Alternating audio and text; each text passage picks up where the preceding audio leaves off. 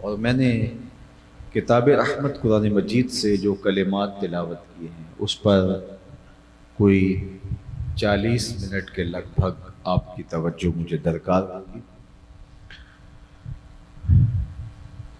قرآن مجید میں ایک لفظ مذکور ہے جو بار بار آیا ہے، وہ ہے فلاح کا لفظ،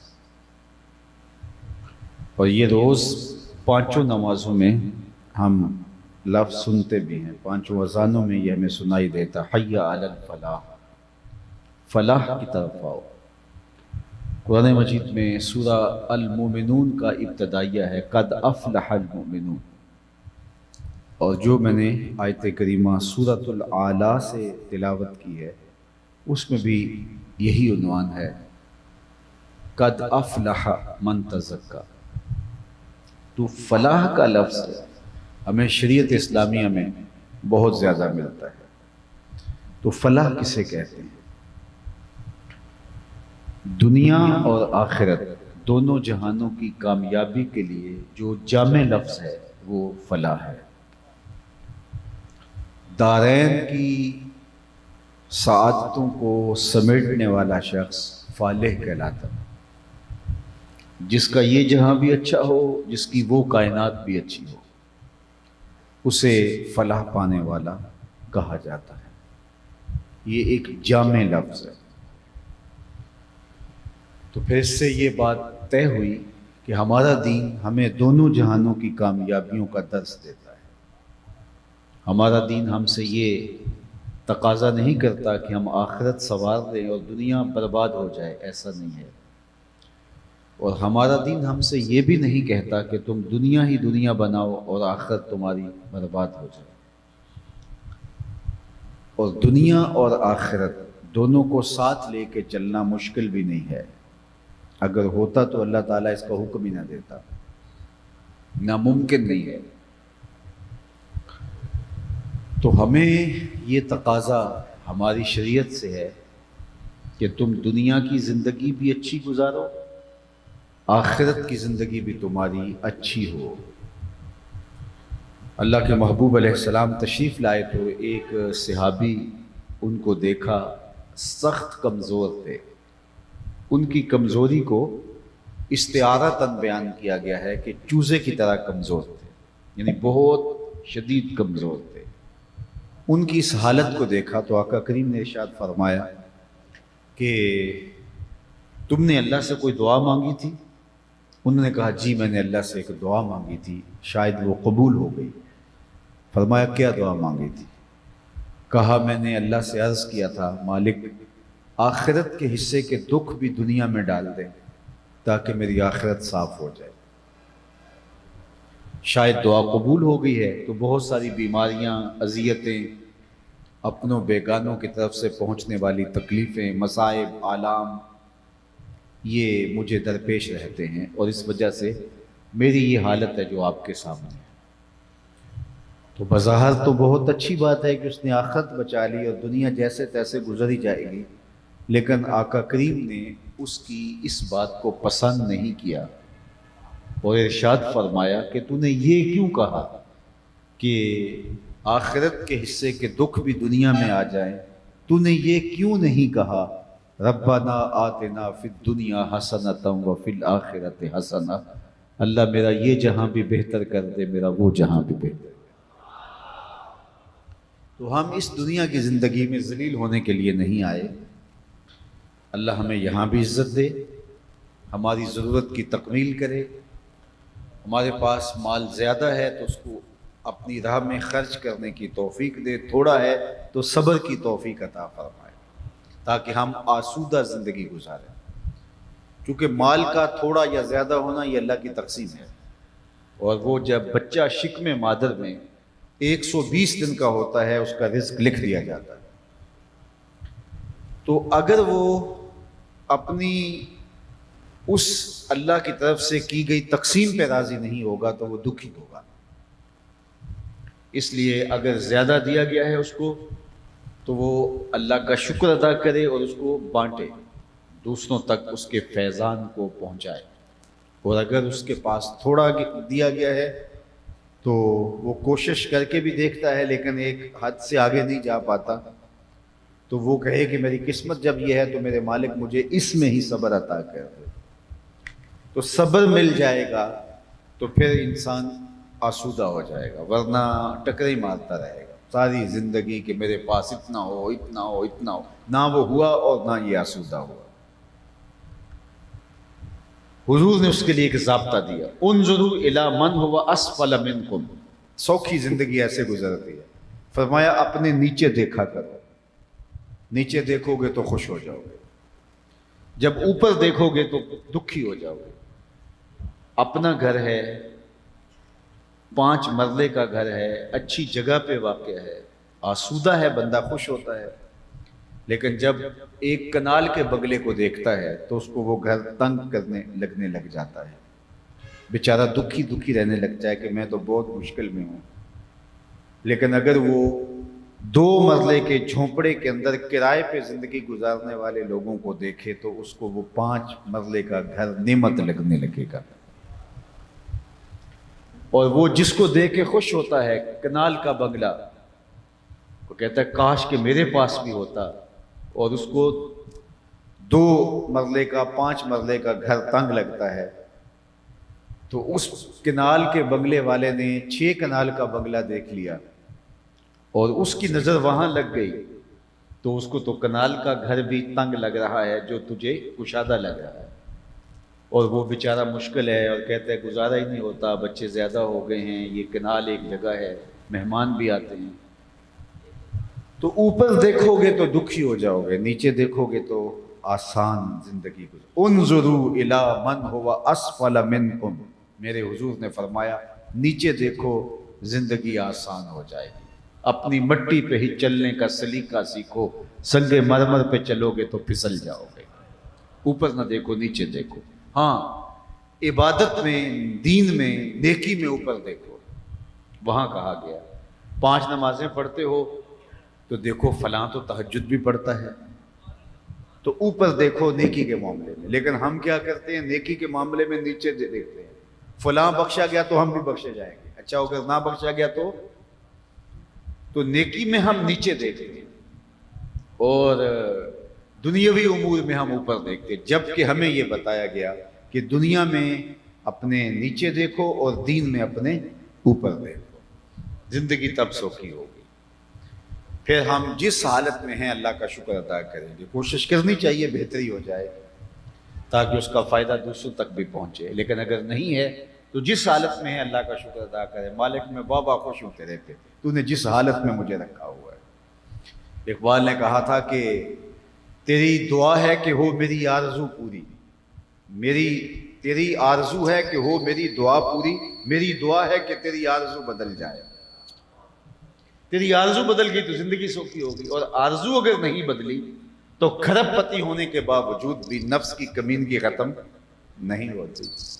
آپ اپنے ملک کے کتنے لوگوں کو دیکھ سکتے ہیں جنہوں نے اتنا مال بنایا، اتنا لوٹا، لیکن بیچارے سکھی نہیں ہیں، اب بھی ان کو صبر نہیں آ پا رہا، اور وہ جو 2 مرلے کے جھونپڑے میں رہتے ہیں وہ کہتے ہیں مالک تیرا بڑا شکر ہے۔ اللہ اکبر۔ بعض کسی امیر آدمی سے پوچھیں کیسے حالات ہیں جو اربوں خربوں میں کھیل رہا ہو، کہتا ہے بس گزر ہو ہی رہی ہے، اور بعض اوقات کسی غریب سے پوچھیں تو وہ لمبا ہاتھ کے کہتے ہیں اللہ کا بڑا شکر ہے، اللہ کا بڑا شکر ہے۔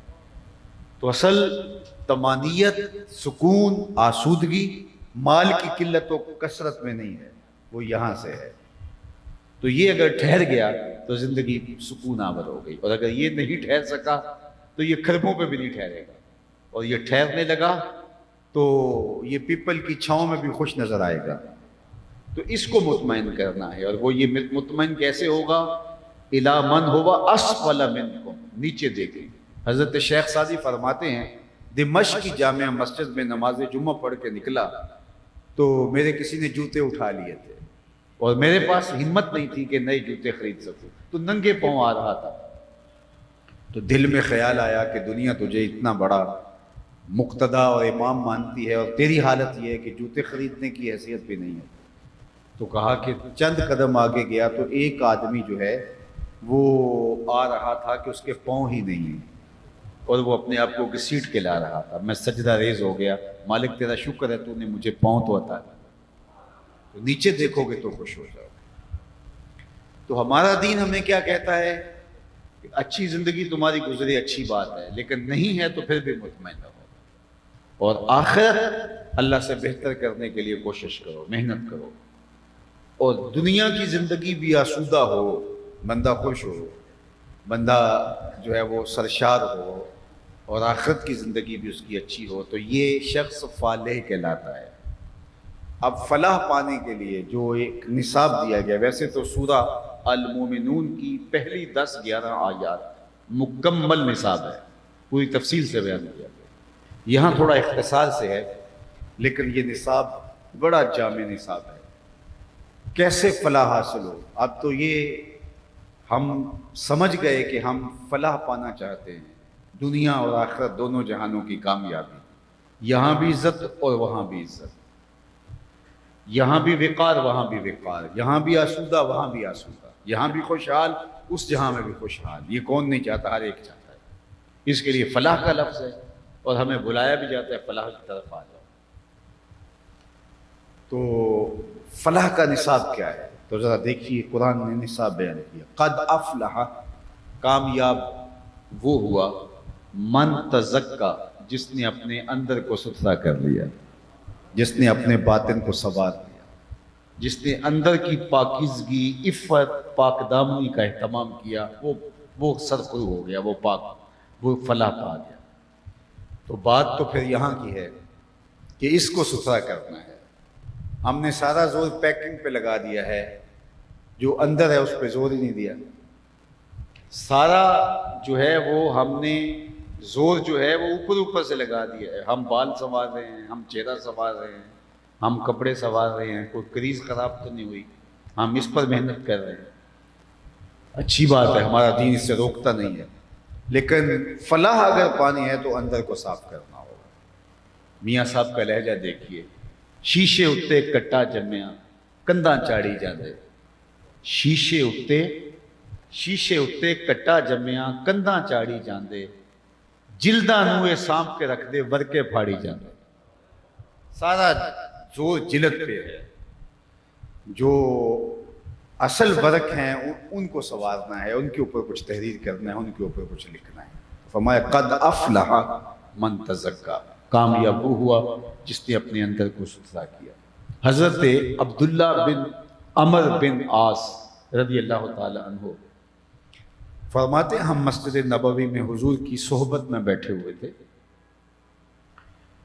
خوشاب و دور کے طیبہ مقام تھا ان کا، خوشاب و دور کے فیض عام تھا ان کا.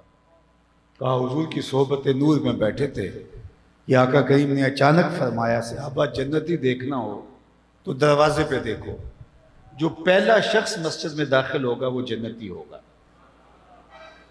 تو کہا کہ ویسے تو جنتی ہمارے سامنے بیٹھے ہوئے تھے، لیکن کوئی خاص بات تھی جس کی طرف حضور نے توجہ دلائی. تو ہم نے دیکھا تو ایک بوڑھا شخص بائیں ہاتھ میں جوتا پکڑا ہے اور تازہ وضو کے آثار اس کے چہرے پہ حویدہ ہے. مسجد میں داخل ہوا، زیارت کر لی. دوسرا دن آیا تو پھر آقا کریم نے فرمایا، جنتی دیکھنے کا شوق ہو تو دروازے پہ دیکھو، جو ابھی اندر داخل ہوگا وہ جنتی ہوگا. ہم نے سوچا دیکھیے آج کون خوش نصیب آتا ہے. تو دیکھا کل والے بزرگ برآمد ہوئے، بائیں ہاتھ میں جوتا پکڑا ہے، تازہ وضو کے آثار چہرے پہ حویدہ ہے. تیسرا دن آیا تو پھر کہا جنتی دیکھنے کا شوق ہے تو دروازے پہ دیکھو. دیکھا تو وہی بزرگ تشریف لائے اسی حالت میں. کہتے جب مجلس اختتام کو پہنچی، لوگ گھروں کو پلٹے تو میں ان کے پیچھے چل پڑا، اور میں نے کہا میں 2-3 دن آپ کے ساتھ رہنا چاہتا ہوں، آپ مجھے اپنا مہمان رکھ لیں گے؟ انہوں نے کہا جو کوئی بات نہیں. کہتے میری لالچ یہ تھی کہ میں دیکھوں کہ اس کا عمل کیا ہے. آخر حضور نے فرمایا جنتی دیکھنا ہے تو دروازے پہ دیکھو، اور تینوں دن یہی تشریف لاتا رہے تو کوئی خاص بات ہوگی، ان کا کوئی عمل ہوگا. انہوں نے کہا آج گھر لے گئے، کھانا شانا دیا، شام ہوئی، رات پڑی، بستر کر دیا اور خود بھی ایک جانب لیٹ گئے. اور میں یوں تاثر دیا کہ میں سو رہا، لیکن میں سویا نہیں تھا، میں جاگ رہا. میں دیکھنا چاہتا تھا یہ رات اٹھ کے کون سے اعمال کرتے ہیں، لیکن وہ ساری رات سوئے رہے اور میں ساری رات طاق میں رہا، الا یہ کہ جب وہ کروٹ بدلے تو اللہ کا نام لے، اس کے علاوہ کوئی میں نے ان کا معمول نہیں دیکھا۔ میں نے سوچا ہو سکتا ہے میری وجہ سے آج اپنے معمول ترک کر لیا ہو، کوئی بات نہیں، کل دیکھ لیں گے۔ سارا دن بھی گزر گیا، میں ان کے اعمال پہ غور کرتا رہا، معمول کی چیزیں تھیں جو ہم میں ہوتی۔ اگلی رات پھر میں طاق میں رہا، لیکن میں نے دیکھا کہ وہ ساری رات سوئے رہے۔ پھر دن گزرا، پھر رات آئی، وہ رات بھی بیت گئی، ساری رات وہ سوئے رہے۔ خیر جب تیسرا دن آیا تو ناشتے کے بعد میں نے کہا بزرگوں مجھے اجازت، میں اس لیے آیا تھا کہ حضور علیہ السلام نے فرمایا تھا جنتی دیکھنا ہے تو دروازے پہ دیکھو، اور 3 دن آپ آتے رہے۔ میرا خیال تھا کوئی خاص عمل ہوگا، لیکن 3 دن میں ٹو میں رہا لیکن مجھے کوئی عمل دکھائی نہیں دیا۔ تو وہ کہنے لگے کہ میں تم سے کوئی عمل چھپایا بھی نہیں، اور اگر تم اور بھی رہو تو دیکھ بھی نہیں پاؤ گے، لیکن 3 دن تم نے محنت کی ہے، لہٰذا میں تمہیں خود ہی بتا دیتا ہوں ایک ایسا عمل جو تم دیکھ نہیں پائے۔ تو کہتے ہیں میرا مقصود میرے سامنے آنے لگا، میں ہمہ گوش ہو گیا۔ تو وہ بزرگ مجھے کہنے لگے کہ عبداللہ بن عمر، یہ جو میرا سینہ ہے نا، اس میں کسی مومن کا بغض نہیں ہے، یہ ہے وہ میرا عمل جو تم دیکھ نہیں پائے۔ تو ہمارے سینے تو بغض سے، نفرتوں سے، حسد سے بھرے ہوئے ہیں، اور ہم نے آخرت کی جنت کیا حاصل کرنی ہے، دنیا کو جہنم بنا۔ اس سینے کو پاک کریں گے تو یہ دنیا بھی جنت بن جائے گی، آخرت بھی جنت۔ ہمارا مسئلہ یہ نہیں ہے کہ ہمارے پاس یہ چیز نہیں ہے، ہمارا مسئلہ یہ ہے کہ ہمارے رشتہ دار کے پاس کیوں ہے، ہمارا مسئلہ یہ ہے کہ ہمارے ہمسائے کے پاس کیوں ہے۔ میرے پاس نہیں ہے، میرا گزر ہوتا ہے، لیکن مجھے اس وقت ٹینشن بنتی ہے جب وہ چیز جو میرے پاس نہیں تھی میرے رشتہ دار نے خرید لی، میرے ہمسائے نے لے لی، تو اس وقت میں جو ہے وہ اذیت میں آ گیا۔ 5 مرلے کے گھر میں، گلی کے مکان میں مجھے آسودگی کی، سکھ کی نیند آتی تھی، لیکن میرا عزیز ایک اچھے ٹاؤن میں اچھا گھر بنا کے بیٹھ گیا تو میری زندگی تنگ ہوگی، وہ مکان مجھے تنگ لگنے لگا۔ تو میرا مسئلہ یہ نہیں ہے کہ میرے پاس کچھ نہیں، میرا مسئلہ یہ ہے کہ میرے عزیزوں کے پاس یہ کیوں آ گیا۔ تو حسد تو اندر بھرا ہوا ہے، تو یہ جہنم زندگی اس لیے بنی ہے کہ ہمارے سینے حسد سے، بغض سے، نفرتوں سے، کینے سے بھرے پڑے۔ اس لیے اندر کو جس نے صاف کر لیا کامیاب وہ ہوا۔ آپ کے بھائی نے، آپ کے دوست نے، آپ کے عزیز نے، محلے دار نے کوئی چیز حاصل کی ہے تو اس کو مبارک دینے جائیں اور خوش ہوں اس پر، نہ یہ کہ الٹا ناراض ہو جائیں۔ وہ ایک زمانہ تھا، میرا بھی بیک گراؤنڈ ایک گاؤں ہے، تو آپ کا شہر بھی گاؤں سے ملتا جلتا ہے۔ تو ایک زمانہ تھا کہ محلے میں کوئی شخص بھینس خرید کے لاتا تھا تو سارا گاؤں اس کو مبارکباد دینے جاتا تھا کہ تو نے بھینس خریدی، اور یہ کتنی خوشی کا جو ہے وہ عالم ہوتا تھا، اور کہتا تھا کہ جناب وہ اوپر ہاتھ پھیر پھیر کے جو ہے وہ خوشی کا اظہار کرتے تھے کہ ماشاءاللہ بہت اچھی ہے، اس کے سینگ بہت اچھے ہیں، کیا جی اس نے بھینس خریدی۔ خود بھی خوش ہوتا تھا، اندر سے خوش ہوتا تھا، اور اس سے بھی خوشی دیتا تھا۔ اور آج تم جہان بھی خرید لو تو جو ہے وہ آپ کو کوئی مبارک نہیں دینے آئے گا۔ کیوں؟ اس لیے کہ ہمارے اندر صاف ہی نہیں رہے۔ ہمارا مسئلہ یہ نہیں ہے کہ یہ چیز ہمارے پاس نہیں ہے، ہمارا مسئلہ ہے کہ اس کے پاس کیوں آ گئی۔ اب اتنی دیر تک چین آ ہی نہیں سکتا جب تک اس سے بہتر جو ہے وہ ہمیں حاصل نہیں ہو۔ تو یہ وہ چیزیں ہیں جس نے ہمیں تنگ رکھا ہوا ہے۔ جہنم زندگی بنی ہوئی ہے، اور آخرت بھی اس کے ذریعے سے جہنم بنا رہے ہیں۔ اس لیے اس دنیا کی زندگی کو جنت بنانا ہے تو اسے صاف کرنا ہوگا۔ تو یہ ساری کہانی کو قرآن نے 2 لفظوں میں بیان کیا، قد افلح من تزکا، کامیاب وہ ہوا جس نے اندر کو ستھرا کر دیا، جس نے من کو پاک کر دیا، جس نے اندر کے میل دھو دیے، اللہ اکبر، جس نے اس کو صاف کیا، جس نے اس کی ستھرائی کا، اس کی پاکیزگی کا سامان کیا۔ میں اور آپ دیکھیں کہ ہمارے یہاں تو میل نہیں جمی ہوئی، ہم یہ دیکھیں یہاں تو گرد و غبار اور کدورت کی دھول تو نہیں جمی ہوئی، اگر ہے تو سب سے پہلا کام جو ہے وہ اس کو صاف کرنا ہے، اس کو ستھرا کرنا ہے۔ تو قد افلح من تزکا، کامیاب وہ ہوا جس نے اپنے من کو ستھرا کیا۔ وَذَكَرَ اسْمَ رَبِّهِ فَصَلَّى، اور اللہ کا نام جپا، اپنے رب کا نام جپا اور نماز پڑھی۔ یہ اصل اس ستھرائی کا نصاب ہے۔ کیسے ستھرا کریں؟ اللہ کا ذکر کریں۔ میرے اور آپ کے آقا و مولا حضور ختم المرتبت صلی اللہ علیہ وآلہ وسلم نے ارشاد فرمایا کہ جس طرح لوہے کو زنگ لگتا ہے دلوں کو بھی زنگ لگتا ہے۔ تو لوہے کا زنگ دور کیسے کیا جاتا ہے؟ ریگ مال سے کیا جاتا ہے۔ کپڑا میلا ہو گیا صابن سے صاف کیا جاتا ہے۔ مختلف چیزوں کو مختلف چیزوں سے صاف، کسی کو پانی سے صاف کیا جاتا ہے۔ ہر شے کو صاف کرنے والی کوئی شے ہوتی ہے۔ لِكُلِّ شَيْءٍ ثِقَالًا، ہر شے کو صاف کرنے والی حضور نے فرمایا کوئی نہ کوئی چیز ہوتی ہے۔ وَثِقَالَةُ الْقُلُوبِ ذِكْرُ اللَّهِ، اور دلوں کو زنگ لگ جائیں، دل میلے ہو جائیں تو اللہ کے ذکر سے ستھرے ہوتے ہیں۔ اس لیے کثرت ذکر دلوں کی صفائی کا سبب ہے۔ 4 چیزیں خاص طور پہ دل کو صاف کرتی ہیں، اور یہ صرف اس نیت سے سنیں کہ ہم نے اپنے دل کو صاف کرنا ہے۔ یہ میلا ہو گیا ہوا ہے، اس لیے ہماری اس دنیا کی زندگی کو بھی جہنم بنا رکھا ہے اور آخرت کو بھی برباد کر رہا ہے۔ 4 چیزوں سے دل صاف ہوتا ہے، 4 چیزوں سے۔ ویسے تو بہت ساری ہیں لیکن نمایاں 4 چیزیں۔ ایک کثرت ذکر کے ساتھ، دوسرا کثرت تلاوت کلام مجید کے ساتھ۔ قرآن مجید کی تلاوت کرو گے دل دھلنا شروع ہو جائے گا، دل صاف ہو جائے گا۔ تیسری چیز کثرت کے ساتھ موت کو یاد کرنا، تذکیر موت۔ ضرور کچھ وقت نکال کر کے قبرستانوں میں چکر لگایا کرو۔ حضرت سیدنا شیخ عبد القادر الجیلانی فرماتے ہیں علیہ رحمہ و رضوان، جاؤ قبرستانوں میں جا کے دیکھو کیسے کیسے حسینوں کی مٹی خراب ہو رہی ہے۔ جو ایک چٹکی مٹی نہیں پڑنے دیتے تھے اپنے لباس پر، آج ان کے کفن بھی تار تار ہو گئے۔ اور آج کل بارشوں کے موسم میں ذرا جا کے دیکھو کیا حال ہے قبروں کا۔ اس مٹی کا رزق مجھے بھی اور آپ نے بھی بننا ہے۔ فرمایا لذتوں کو توڑنے والی کو یاد کرو۔ عرض کی حضور لذتوں کو توڑنے والی کیا ہے؟ قال الموت، فرمایا موت۔ تو موت دل کو صاف کر، موت کا ذکر یاد۔ اور چوتھی چیز صالحین کی صحبت، اچھے لوگوں کی صحبت حاصل کرنا، یہ ہماری ضرورت ہے۔ ہم ان کے پاس جائیں، ان کے پاس جا کے بیٹھیں، ان کی صحبت کا نور پائیں۔ اچھے لوگوں کی صحبت دلوں کو صاف کرتی ہے، دلوں کی پاکیزگی کا سبب اور ذریعہ ہو۔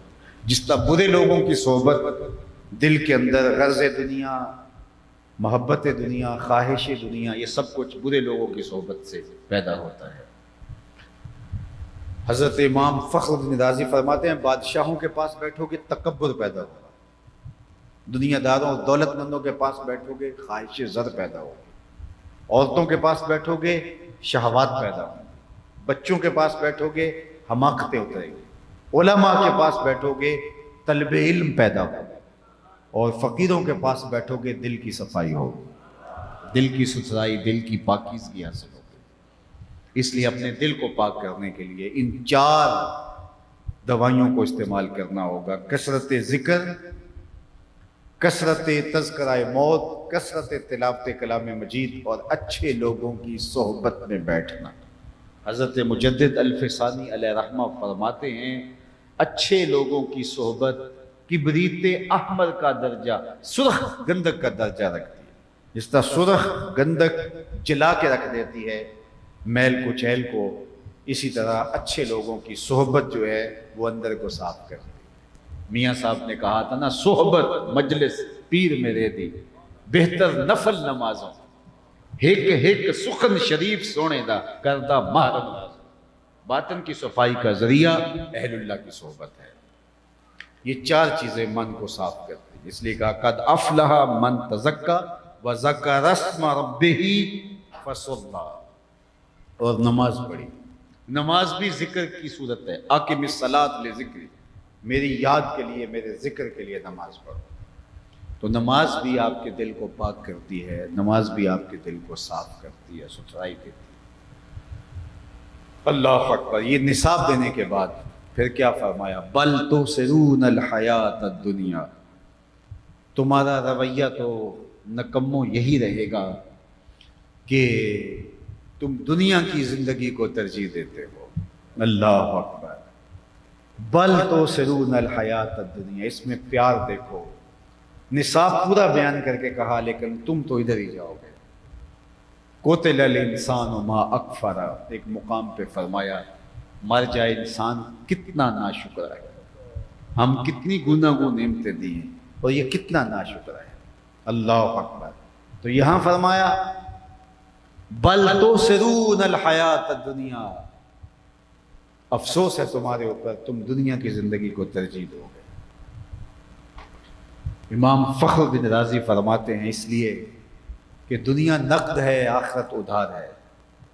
شیطان کہتا ہے ابھی چوری کر ابھی مال ملے گا، ابھی زنا کر ابھی لذت ملے گی، اللہ وعدہ آخرت کا دیتا ہے۔ دنیا میں بھی کچھ انتظار کرنا پڑتا ہے، صبر ایک کٹھن مرحلہ ہے، لیکن انسان نقد کی طرف بھاگتا ہے، شیطان اس کو اجلت کی طرف لے کے جاتا ہے۔ اس لیے فرمایا اجلت شیطان کی طرف ہے اور تانی جو ہے یہ رحمان کی طرف سے۔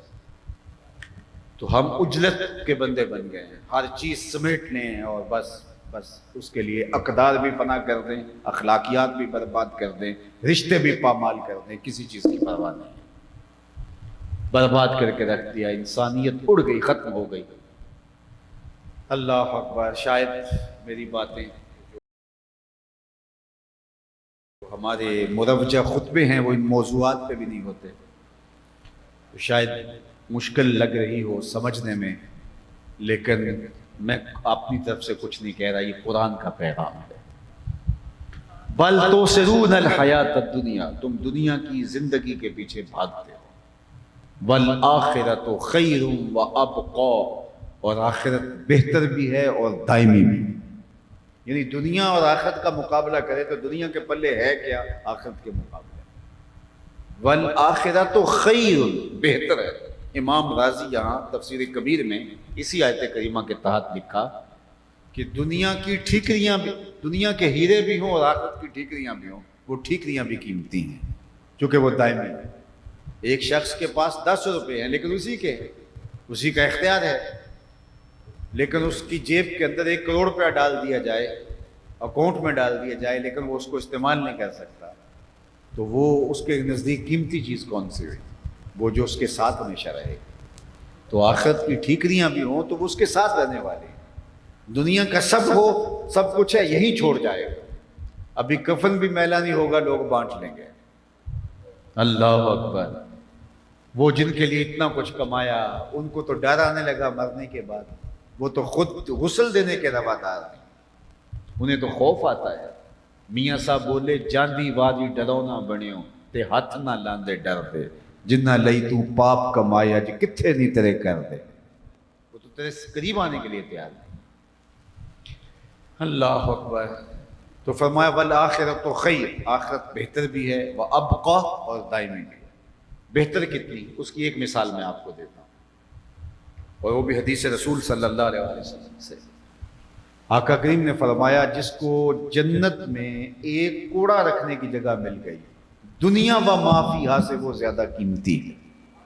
یہ جنت کی پراپرٹی ویلیو جو اللہ کے رسول نے بیان فرمایا۔ آپ دور دیہات کسی چک میں ایک مربع فروخت کریں تو یہاں شہر کے چوک کے اندر ہو سکتا ہے 2-3 کنال آپ کو ملے، وہاں 25 ایکڑ فروخت کرنے سے یہاں آپ کو 25 مرلے کا ایک پلاٹ کسی چوک میں ملے، کیونکہ اس دیہات اور اس شہر کے چوک کی پراپرٹی ویلیو میں فرق ہے۔ اور یہاں سے 25 مرلے کا ایک پلاٹ فروخت کریں یہاں چوک سے، مینار پاکستان کے پاس ہو سکتا ہے 2 مرلے کی دکان ملے، کیونکہ یہاں کی مال روڈ کی اور یہاں کی پراپرٹی ویلیو کا فرق ہے۔ اور مال روڈ سے آپ پلازا بیچیں اور حرم کے آس پاس مسجد نبوی کے قریب ہو سکتا ہے آپ کو 10 فٹ کی دکان ملے، تو جگہ جگہ کی پراپرٹی ویلیو ہے۔ اب جنت کی پراپرٹی ویلیو اللہ کے رسول بیان کر رہے ہیں کہ جنت میں ایک ڈنڈے کے رکھنے کی جگہ، ایک کوڑے کے رکھنے کی جگہ، دنیا و ما فیہا سے زیادہ قیمتی، 7 بر اعظموں پہ پھیلی ہوئی کائنات، مالیاتی اداروں کے پاس رکھا ہوا سرمایہ، لوگوں کا ذاتی شخصی سرمایہ، پہاڑوں کی کوکھ کے اندر چھپے ہوئے خزانے، سمندروں کی تہوں میں رکھے ہوئے موتی، یہ سب جمع کر لیے جائیں، جنت میں ایک کوڑا رکھنے کی جگہ پھر بھی قیمتی ہے۔ یہ ہے اتنا فرق دنیا کا اور آخرت کا۔ اور جنت میں سب سے کم جگہ اس کو ملے گی جو سب سے آخر میں جائے گا، سب سے آخر میں جانے والا۔ بخاری کی حدیث ہے، وہ جہنم کے رگڑے سہ سہ کے جب نکلے گا، اللہ فرمائے گا بتا کیا چاہیے، وہ کہے گا یہ اللہ کہے گا لاکا ما تمنا تھا، جو تم نے آرزو کی جا میں نے تجھے دیا، اب جنت میں بھی چلا گیا۔ اس کو تو ہوگا کہ شکر ہے میں جہنم سے نکالا گیا ہوں، سایہ دیواریں جنت میں بھی جگہ مل جائے تو غنیمت ہے، لیکن اس کو جنت میں جانے کے لیے کہا جائے گا، اور خدا کیا کرے گا، جا جنت میں چلا جا، تیرے لیے جنت میں دنیا سے 10 گنا جگہ ہے۔ یہ 7 بر اعظم ہیں اور وہ 70 بر اعظموں کی ملکیت کا اس کو کہا ہے، 70 بر اعظموں کے برابر جنت میں جو ہے وہ اس کو دنیا جگہ کا کہا ہے۔ اتنا پلاٹ اس کو ملے گا، کتنا؟ 70 بر اعظموں کے برابر۔ اور وہ اس کو حیرت کا جھٹکا لگے، وہ کہے گا اتسخر وانت الملک، میرے رب تو رب ہو کے مجھ سے مذاق کر رہے؟ اتسخر وانت الملک، تو رب ملک، تو رب ہو کے مجھ سے مذاق کرتا ہے۔ فضحک النبی حتی بدت انیابہ، یہ حدیث بیان کرتے کرتے حضور بھی مسکرا پڑے، اور اتنا مسکرائے کہ صحابہ کو حضور کی داڑھیں نظر آنے لگے، کہ اسے یقین ہی نہیں آ رہا ہوگا کہ میں تو دیوار رکھتے ہوئے ہمسائے کے 2 انچ دبا لی اور جہنم میں چلا گیا، اور مجھے اتنی جگہ دی جا رہی ہے۔ وہ کہے گا مالک تو رب ہو کہ مجھ سے مذاق کر رہا ہے؟ اللہ فرمائے گا نہیں، تیرے لیے اتنی ہی جگہ ہے وہاں۔ یہ کس کو دی جائے جنت میں؟ جو سب سے آخر میں جائے گا۔ ہمارے پنجابی میں کہتے ہیں جو پھاڑا ہوگا، اس کی جنت میں 70 بر اعظموں کے برابر جگہ ہوگی۔ داتا گنج بخش علی حجویری کی جاگیروں کا عالم کیا ہوگا، بابا فرید الدین گنج شکر کی جاگیروں کا عالم کیا ہوگا، پھر ابو بکر عمر عثمان علی کی جاگیروں کا عالم کیا ہوگا۔ تو جنت تو ایک جہان ہی الگ ہے۔ اور جگہ کی قیمت کی ویلیو کیا ہے پراپرٹی کی؟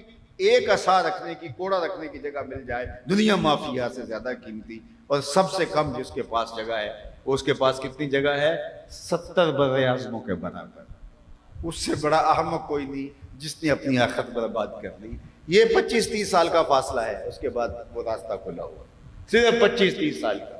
50 سال گزر گئے میرے، 25 سال آپ کے گزر گئے، کسی کے 30 سال گزر گئے، کسی کے 60 سال گزر گئے، پتہ چلا کیسے گزرے؟ کل کی کہانی ہے، تو باقی تو پتہ نہیں کہ ایک سانس بھی ہے، چلو اتنی بھی باقی ہوئی، تو جو گزر گئی اس کا نہیں پتہ چلا، باقی کیسے نہیں گزرے گی، ایسے گزر جائے گی چٹکی میں۔ اس کے بعد فاصلے پہ یا جنت یا جہنم کھڑی ہوئی ہے، اور ہم اتنا بھی صبر نہیں کر پاتے۔ داتا گنج بخش علی حجویری کے مرشد شیخ قتلی کہتے ہیں الدنیا یوم ولنا فیہا صوم، دنیا ایک دن ہم روزہ رکھ کے گزار رہے ہیں، چلے جانا ہے، نہ وہیں جا کے افطاری کریں گے۔ اللہ اکبر۔ تو اصل تو وہ زندگی ہے، تو کہیں اس زندگی کے بدلے میں اس کو برباد نہ کر بیٹھنا، اس سے بڑی حماقت نہیں ہے۔ یہ تھوڑا سا تو فاصلہ ہے، 25 سال 30 سال 20 سال، چند سانسوں کا فاصلہ ہے۔ آخر تو وہی زندگی ہے، اور وہ نہ ختم ہونے والی زندگی ہے، اور جس کے پاس سب سے کم پراپرٹی ہے، اس سے 70,000 جو ہے وہ 70 بر اعظموں کے برابر سب سے کم پراپرٹی والا ہے۔